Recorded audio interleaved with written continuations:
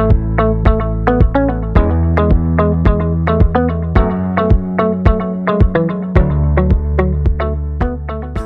right, welcome to episode 26 of the Wealth Amplifier podcast. First time Patrick Swift is conducting an interview in place of the usual Matt Liebman. Today, really excited to have Christine Simone on board from Caribou, a product and a partner that Amplius has had for about a year now. And we've been really excited and have loved working with Caribou. So excited to showcase Christine and Caribou and talk about the offering a little bit to the audience. So welcome, Christine. Thank you so much for having me. I'm excited to dive into what we do and how we can work with your clients. Awesome.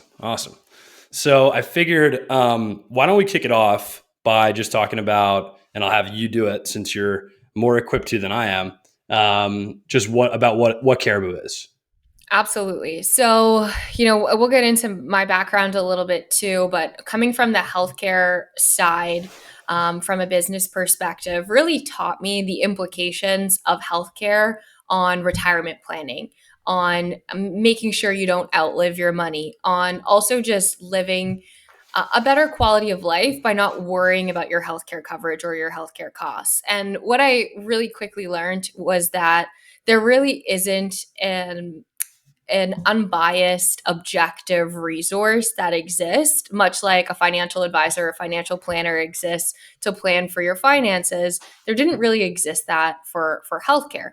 And because it's such a big component of what you'll spend in your retirement, it's the third biggest expense. That's essentially what we've built. It's a recommendation engine for health insurance plans. We work directly with financial advisors because our incentives are aligned to help people better plan for their healthcare costs and have more holistic financial plans. And we can help clients enroll in different forms of insurance, which we'll dive into, and basically help them just proceed with confidence and clarity on what their healthcare costs are. That is a great description. I like you said recommendation engine for healthcare plans. So yeah, I'm going to start stealing that for you when we start introducing Caribou to clients from now on, because I think that's a perfect way to do it. And I'll just say, I think we met for the first time at Future Proof, which is a big kind of wealth conference out in California last year in 23. And I remember I'll pad your stats a little bit here. It was like you had spoken on the first day, was it? I think so, because I remember being excited that I was speaking on the first day, and then I could just be relieved and enjoy the rest of the conference. So yeah, I think so. Yeah, and I don't know if you got a chance to do that, because it seemed like when you spoke, and I actually don't know if I saw your panel, but I had a good friend of mine who I had met up with afterwards, and he was like, "Hey, did you hear about Caribou?" And this woman Christine just gave this great panel. And it seemed like from that point through the next 2 days, anytime I saw you on the beach, there were 2 or 3 people waiting to chat you up about Caribou, and myself being one of them. So I guess maybe that's a good foray into some background. Yeah. And tell us a little bit about not just like how you got into and what made you want to start Caribou, but like how'd you get in the industry in general? Like, why was this something that you wanted to tackle? Yeah. And that was almost a year ago too. So even to think of how far we've come since then is really exciting. But if I play the tape the full way back, I actually went to school wanting to be a doctor. When you like healthcare and the sciences, they teach you that the 3 things you can become when you grow up are a researcher, a vet, or a doctor. So chose those, went to school, was pre-med, realized I really didn't want to do that. And I'm really fortunate to have admitted that to myself early on, because I think that a lot of people, especially if you've been pre-med, wrote the MCATs and everything, maybe you would pursue that path regardless. But really happy that I kind of realized I wanted to be on more of the technology and innovation side of the healthcare system, as opposed to be within more of like the clinical type of environment. Joined a startup. I finished my school. I almost started a master's in neuroscience and physiology, which was then going to transition me into med school. I said, Mom and Dad, no, I don't want to do that. They were very upset. It's okay. Joined a startup, fell in love with like the technology side of the healthcare system. It was a medical device company. A lot of my job was actually fighting with insurance companies to get our product covered by the insurance Hmm. companies because it wasn't a traditional device that had the proper coding and everything where it could be covered. But if you created a case and appealed that decision, then there were some plans that would cover it. So through that experience, learned just a ton about how like insurance companies, their incentives, how much the typical consumer really just doesn't understand about their health insurance or who they got Sure. insurance advice from. So I saw that time and time and over and over again. Ended up joining a different startup company, health tech company, kind of saw the same thing. So I won't bore you with the details, but just a lot of uncertainty, unclarity around what your health insurance is and what it covers. So when I was, in traditional startup language, doing some customer discovery for, what could I do to help this problem? Like, how could I help people save money on their health insurance or make better decisions, dabbled around with a few ideas, but I was led a few times to financial advisors. People would tell me, well, Hmm. go to my advisor with these questions. My advisor has a guy that they refer me to. That was kind of the Hmm. theme. My advisor has a guy. My advisor has a guy or a gal, but rarely a gal, usually a guy. Hmm. And Unfortunately, yeah. unfortunately, so I started talking to financial advisors and really understanding the shifts happening in the financial services industry. What is important to an advisor, how they're transitioning, not necessarily away from investment management, but adding on to investment management services with estate planning, tax planning, and all these other things. And advisors kept telling me, well, healthcare is a huge gap. I kind of just pick a number and plop it in there, and we hope it's the right number. I really Hmm. don't know Hmm. what the right number is. So when I heard that from enough financial advisors, started to build, what's called an MVP, minimum viable product, which was really just researching plans for clients and popping them into a PDF and kind of doing all the calculations for them based off of their medications and their doctors and which plan would be the best plan for them. And then slowly but surely over the course of the last 3 to 4 years have built actual software that does that. So I don't have to do that manually anymore now. So fascinating background. And that was going to be my follow up was how you bridge the gap. Cause it sounds like you got a lot of exposure to the nitty gritty and probably the really hard parts of dealing with insurance companies Mm-hmm. and finding out the important information for people and having that background, bridging that gap to financial advisors. And it's funny, you kind of showcase how you got there and where you found the financial side, because I think one of the first things I said to you when we met the first time, you had asked me, I think was, what do you do for Medicare planning or healthcare planning for your clients Uh-huh. today? And I think my answer was like, well, I do the research. I help them with whatever information they need to know about Medicare. But then we stop short because we just don't have the resources to be able to really go into detail around the research and what they should enroll in, or if Mm-hmm. they're looking at a marketplace plan and they're not in a state that we are all that familiar with, there is just a gap and we just don't have the resources. And you were just like, well, that's exactly what we can do. And I was Yeah. like, that's amazing. So, very, very cool story on how it all came together. And before I jump into some more questions specifically about Caribou, I was actually curious because I don't think I've ever asked you, where does the name come from? Where does Caribou the name come from? Yeah, such a good question. So, caribou, the mammal, so they're like a deer. Right, They right. travel the furthest of any other land mammal for migrations.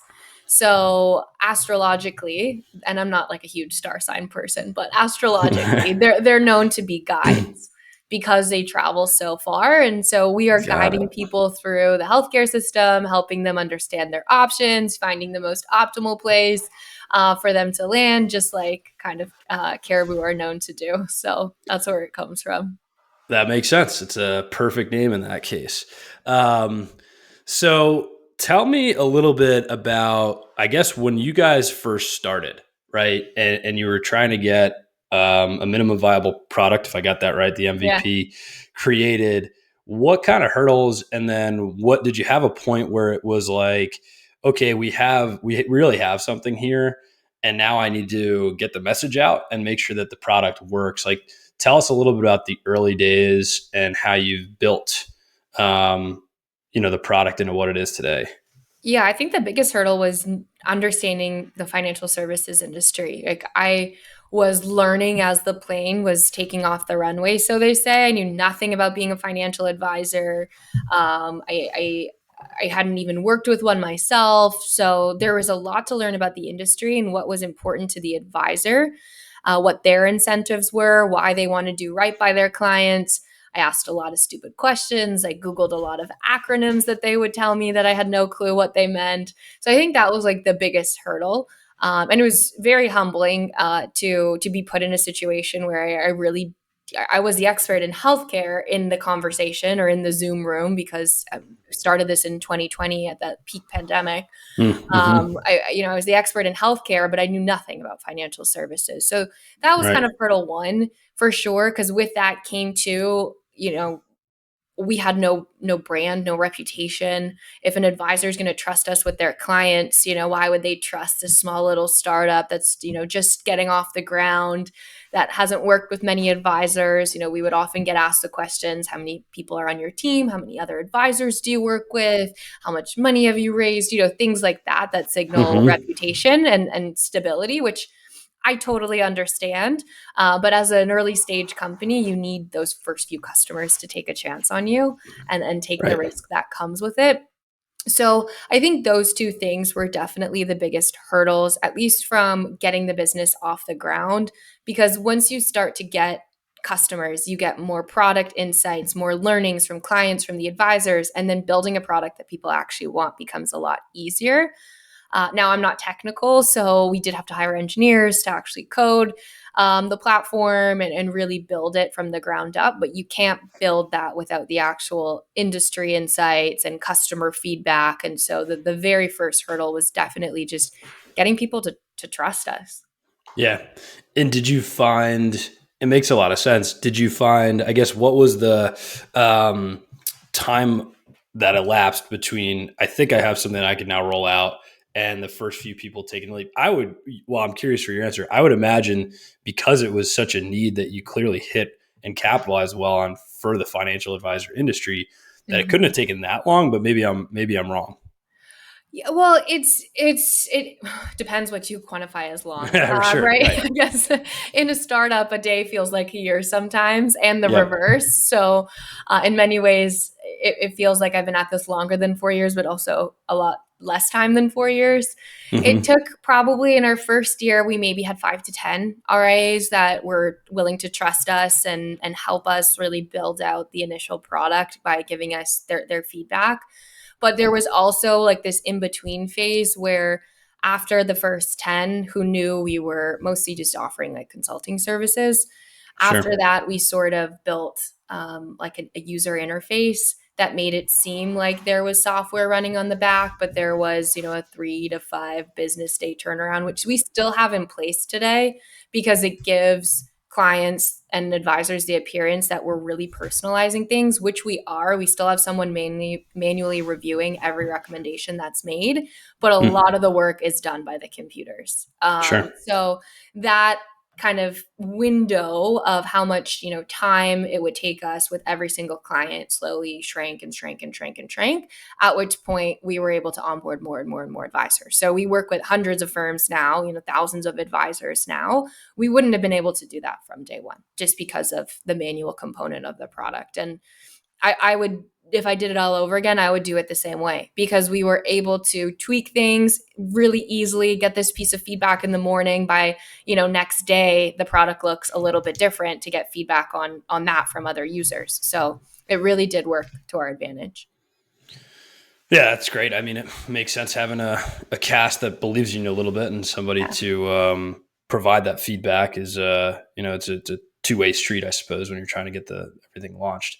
Yeah. Um, so why don't we put a pin in some of the plans? Because I am curious for what's next and some more stuff about what you have in the coming down the pike.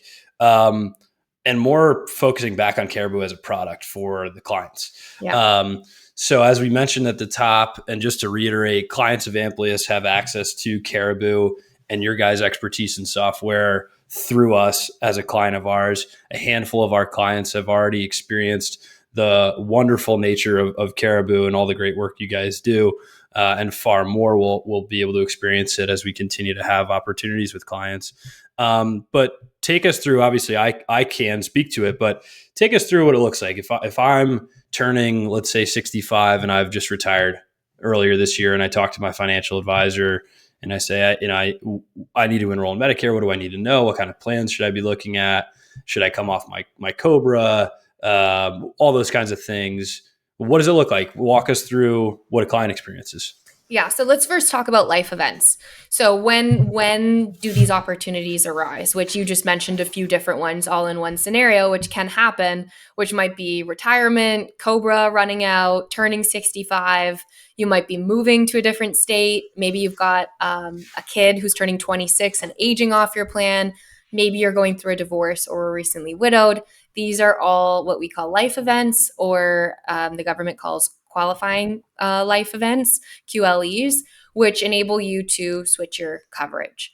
So outside of open enrollment, which we'll get to definitely because it's timely, you need one of these life events to happen to be able to review your coverage to begin with. So that's sort of the first thing that needs to happen for a client to be able to leverage our software, at least if they're looking to explore plan options and make a change.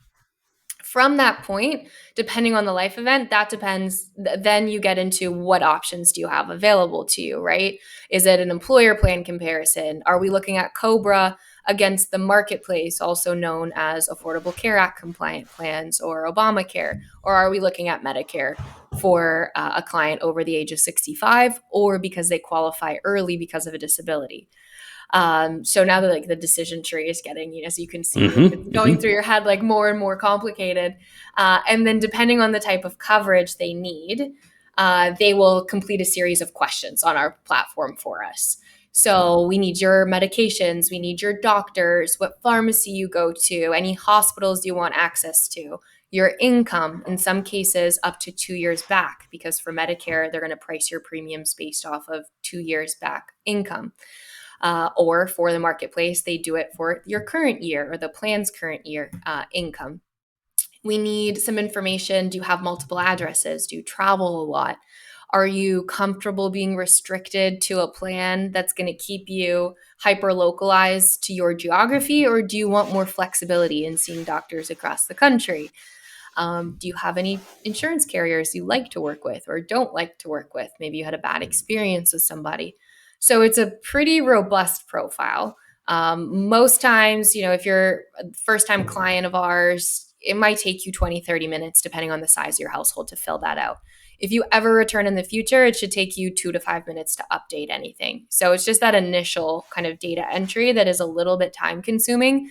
But as I like to say, garbage in, garbage out. So the more comprehensive you are, the better the plans are going to match your unique situation. So we always encourage clients to take that time and do be comprehensive with it, because we want to cover the most of your doctors possible or the most of your medications possible, because that's also going to influence your financial plan. So once they fill that all out, gets submitted to our team. There's still that artificial 3 to 5 day business time turnaround. But once you get the results, that's when you can actually book a call with our team and their advisors. So you've participated in some of those calls, Patrick, and that's where we can answer all clients' questions. You're better equipped than most. You could probably handle a lot of them on your own, but we're there to fill in any gaps too, as just the people who do this all day, every day. Yeah, I perfectly sort of just like great description of the entire process. And I would say from my perspective as the advisor, one of the things, and I don't need to tell you, but anything that's high burden for a client is most likely not going to get done. Mm-hmm. And I think that's so important to keep in mind as an advisor, and certainly with what you're doing every day, in that if I'm telling my client that they have to do something important, it needs to also be easy, which is unfortunate because sometimes important things are difficult to do. Yeah. But I would put everything about healthcare planning traditionally is complex. You detailed all the decision trees that start to emerge when you're going through a life event, the complexities of different plans, the complexities of our entire health insurance system. Mm-hmm. And I can sort of happily report that Caribou does such a great job distilling it down and keeping it not only user friendly and but informative, but also really easy. The questionnaire process, I think we've had between 15 and 20 clients go through the process, and maybe one has had any sort of real issue getting through the actual questionnaire, not just because it's simple and it's easy to go through, but some of the financial stuff, we're right there to help them answer too. Yeah. So I'd say that the three-party approach of Caribou Client Advisor has worked really well. So I think you guys have clearly crushed it on that aspect of getting it to be a user-friendly experience as well. Well, we know we're building for this typically, call it 55 plus demographic. The average age of our end client is 61.3, very specific number, but it's important to us because we need to build for that demographic. So the oldest client to ever have used Caribou was 90, which we're really proud of. They filled out their profile, submitted it, and everything. We were so thrilled to have had them go through it. But that being said, you have people who are in their 50s and they leave work and they don't want to open a computer again. They'd rather do it over the phone. So there's other preferences and other things too that we need to keep in mind. So we're always happy to support the clients who don't feel as confident with technology or aren't as excited about it. But it also speaks to that same average, maybe the 1 in 20 client is the same average that we have across all of our customers, not only because we've built easy to use software, but because this is a true pain point for clients. If something's difficult, they might not do it, but if it's worthwhile, they will sit their butts down and they will get it done. So I think that also just speaks to how important of a planning area this is for clients. Yeah, I couldn't agree more. That is very true. I think that's one of those things before Caribou came along where it's one of the few parts of a financial plan or a few parts of a financial decision where a client would actually surprise me with their knowledge because they have an impetus to figure out what their healthcare coverage is going to be when they have a life event. I'd also just mention too on the whole process, just to illuminate for clients that are listening as well, the end results and the analysis and working with the Caribou team. I've shared this with you personally, but we as a team, Amplius has been just so impressed with the work that you guys are giving as an output and also the support, the complexity of questions that you guys are able to answer and help us work through for clients. We've gotten some really good feedback there. So in terms of just shifting gears for a little bit, you alluded to it. This is a bit of a timely conversation, not just for a variety of reasons around healthcare.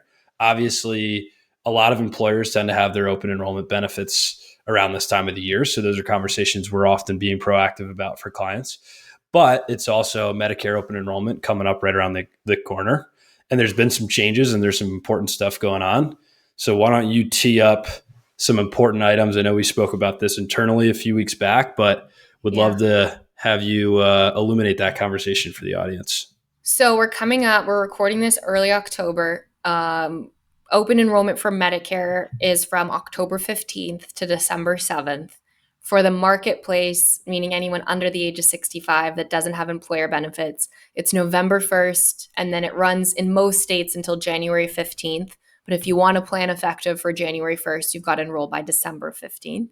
And then it also coincides usually with employer plan open enrollment too. So a lot of companies are going through open enrollment right now as well, all at the same time. So it's the most wonderful time of the year. It is the time where you can change your coverage. It is typically the only time you can change your coverage unless you have one of those qualifying life events that I was talking about earlier. And really why you want to do that is there's a few reasons. So first, every year plan premiums change, deductibles change, out-of-pocket maximums change. So it's unlikely that just from a pure financial perspective, the plan that you're on is still the most cost-effective plan for you. But cost effectiveness actually goes a little bit deeper than that. If your doctor switches out of network or your medication is covered at a different tier next year, that is also going to impact your out of pocket costs. So you don't just want to find the plan that is the least expensive with the lowest deductible and the lowest out of pocket maximum. You need to balance that as well with, are all my doctors in network? Are all my medications covered? Things like that. So that's where we kind of blend all of that in together into our analysis to make sure that we're getting the most comprehensive coverage possible to be able to determine the most optimal plan forward for the client. And all of those things change during open enrollment. So Right. that's why you want to sit down, plug in your doctors, plug in your medications, make sure you're looking at the plans that are the most cost effective, given all those things. We do all that work for Amplius clients to be able to just really assess the market and make sure we're making the best decision moving forward. Another big thing to keep in mind is this year, well, in 2025, there's big changes happening for Medicare. So it's an especially important open enrollment because Medicare is introducing a $2,000 drug cap, which is great, but this is only for covered medications. So if you're taking any of like the common weight loss medications like Ozempic or Wegovy or any of those brand name drugs, those are not drugs covered by Medicare. So that cap does not apply. So you want to make sure that your understanding of that cap is right, that you're looking at your medications, making sure you're getting the best coverage possible for those medications because of that new drug cap. Now, that new drug cap, too, has also complicated the situation for people who are still working past the age of 65, because now Medicare has these new standards for what counts as credible coverage if you're working past 65 to delay your Medicare Part D drug coverage enrollment. So we're getting Right. super into the weeds right now, but basically, if you are listening and you are over the age of 65 and still working, you should have been notified by your HR department as to whether or not your plan continued to count or be deemed as credible coverage per Medicare Part D standards. If not, check with your employer. They should be able to provide you with a letter, and that way you will avoid a future penalty for when you stop working and need to enroll in Part D. Yeah, so like you said, it gets complex very quickly. We have yet to hear from any clients who might have been impacted on that. But just to set the table even more generally, to your point, most of the time, if you're 65 or older and you're still working and you're covered by an employer's plan, you haven't in the past had a major need outside of maybe enrolling in Medicare Part A, which is your hospital insurance, to enroll in the parts of Medicare that cost you money, basically. Right. And that, to just crystallize what you're saying, could change for some of those folks, specifically on some of the drug costs that have changed as a result of some of these Medicare rules. So Mhm. I guess PSA 2 for anyone listening, if you have received some information from your employer regarding that piece, we can reach out, and this is what Caribou can help us try and sort through. So all super topical stuff that you just sort of hit on the head there. I suppose for someone who is enrolling in Medicare, just to focus on that for a second, for the very first time, Mhm. they are in their open enrollment window, they are turning 65. Outside of Part A, which we just mentioned, there are a few different routes you can go, and this is a crazy rabbit hole we can go down. But could you just give a really, and as kind of simple summary as possible between really kind of like if you go a Medicare Advantage all-in-one type of plan versus a Medigap, and you're doing drug and supplemental coverage in a parsed out way, because I think it'd be just good for educational for some people to kind of understand those two plans. Yeah, and there's definitely a more in-depth version of this. So if you're listening and Right. have more questions, definitely reach out to your advisor and they can either provide you the information or reach out to us to provide you with the information. But in a nutshell, you have two options. You have what we call original Medicare, or you have Medicare Advantage. With original Medicare, you're enrolling in Part A and Part B. A is usually free if you've worked over 40 work quarters. Part B is your premium that you will pay based off your income from 2 years prior. And that only covers 80%. So you need to basically plug the gap, they say, by adding a supplement plan. So you're going to pay an additional premium for a supplement, or also known as a Medigap plan, covers that gap, the Medigap. And that's going to cost you something extra, but it's going to limit your out of pocket costs so that when you go to the doctor, you're not responsible for 20% of whatever the bill is. Instead, you have potentially a copay and up to only a certain amount based off of which Medigap plan you pick. There's different letters. There's 12 different letters in most states. Some states run a slightly different program. We don't have the time to get into all of that, but you have to Right, add that right. supplemental plan. And then you add a drug plan. So you're kind of piecing together like different puzzle pieces, and you're working with two different insurance companies, depending on who you picked for your Medigap and your Part D plan. And then you also have your red, white, and blue Medicare card, which has your A and B coverage. So you're potentially carrying around 3 cards, which is why they invented, or one of the reasons why they invented Medicare Advantage, which is like your all-in-one option, also referred to as Part C. And that's going to have your medical and your drug combined. So both your hospital and your doctor's visits plus drug coverage all in one, provided by one insurance company. You still have to pay your income adjustment on Part B and Part D, so that still stands. But one of the main things you want to keep in mind is that although it's administratively maybe a little bit easier because you're only dealing with one insurance company, Advantage plans, they will lower your premium amount. Usually they're free, these $0, you'll hear that, but they will raise your potential out-of-pocket costs. So you might have out-of-pocket maximums of $5,000, $6,000, $7,000 in some cases. In some areas, they can be low, like $500 or $1,000. But again, to my earlier point, cost isn't the only thing you want to keep in mind.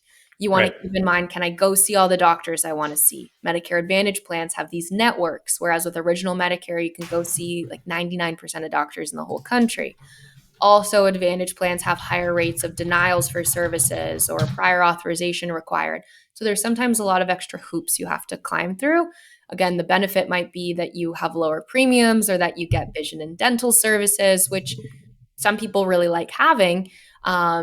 But you have to keep in mind that you will have maybe more restrictions and higher out-of-pocket costs, which really starts to become an issue as you age, get more health conditions. So Advantage plans can seem like a really good idea when you're 65 and maybe still pretty active, pretty healthy.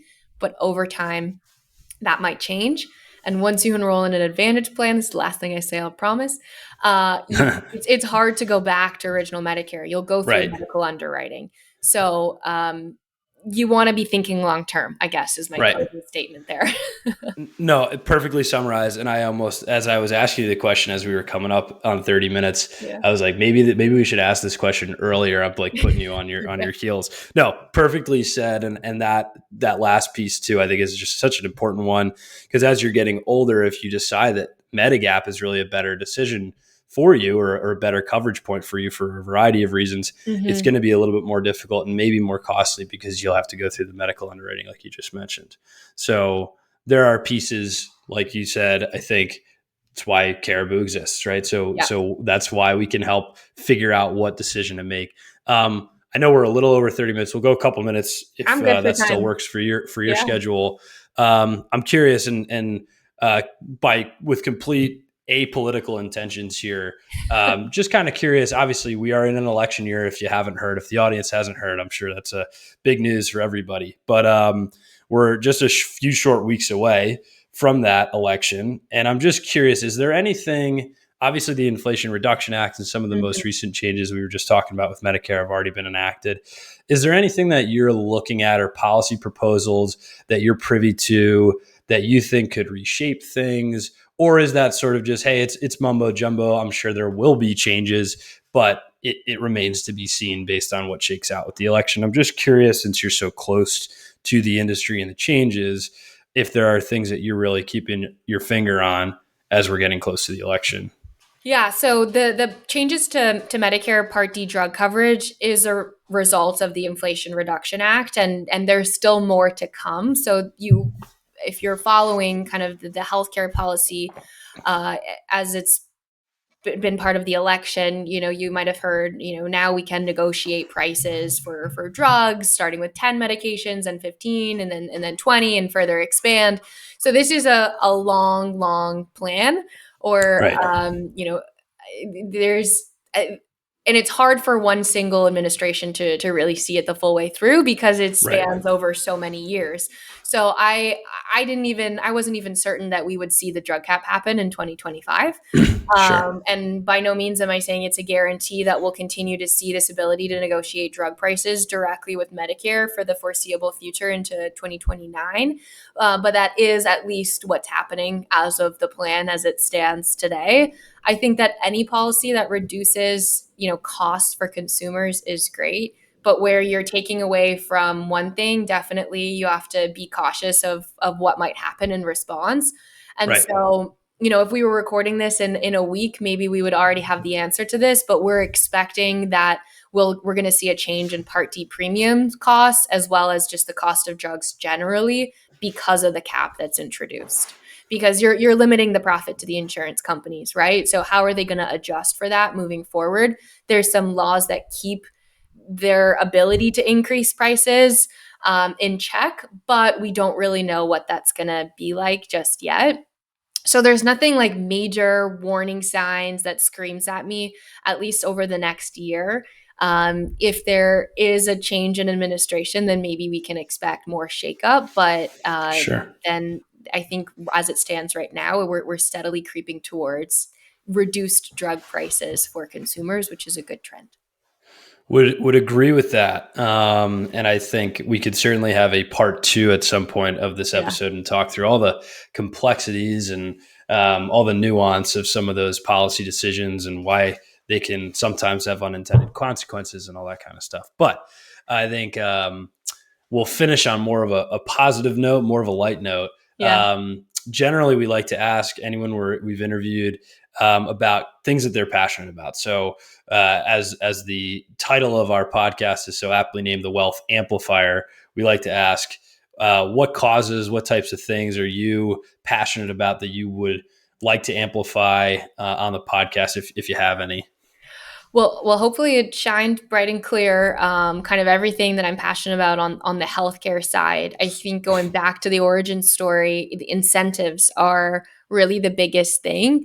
Understand that if you're working with someone outside of your advisor, understand what their incentives might be. Maybe the insurance company wants to sell you something, or the agent wants to sell you something, versus an advisor that might have more aligned incentives because they're acting in a fiduciary type of responsibility. So I am super passionate about healthcare literacy in that regard, of just better understanding your plan, what it covers, because I actually think that a lot of the impact that we see in areas of healthcare finances, like medical debt being one of the biggest causes of bankruptcy, for example, a lot of that actually stems from just the education gap that most people have. They don't understand what their plan covers. They don't understand how to check if doctors are in network. And a lot of that is the fault of the system, not necessarily just the consumer, because accessing that information is hard. Is difficult, right?